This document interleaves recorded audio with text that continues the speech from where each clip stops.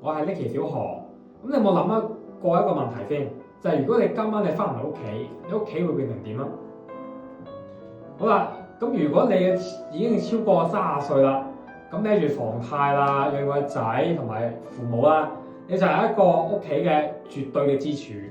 你唔會咁病，你唔會咁彎低，因為咧你背後咧就係成頭家嘅家庭嘅運轉。但係意外嘅明天咧，我哋永遠都唔知道幾時會嚟㗎。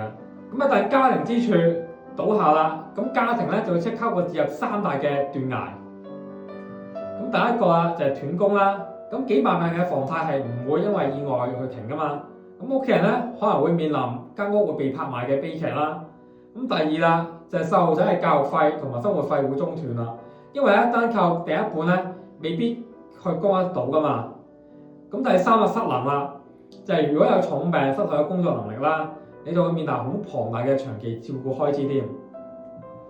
好啦，咁究竟保險買幾多咧？咁又記住呢個黃金公式啦，就係所需嘅本額就係等於未還嘅債務啦，再加翻5到10年嘅生活費，再加去教育基金，再減翻你而家有嘅存款。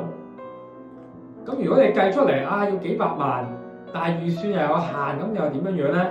咁啊記住呢8個字啦，就係先保近再保遠，先保額再保本。咁優先咧就先買定期壽險啦。咁保費咧係極之平嘅，槓桿咧就好高。咁咧用最少嘅代價咧就係幫屋企人咧去擋下最大嘅風險啦。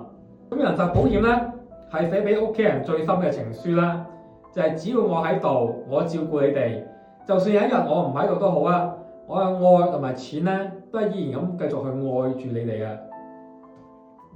好啦，咁想住你健康啦，咁啊即刻去睇下你嘅保單保額夠唔夠啦。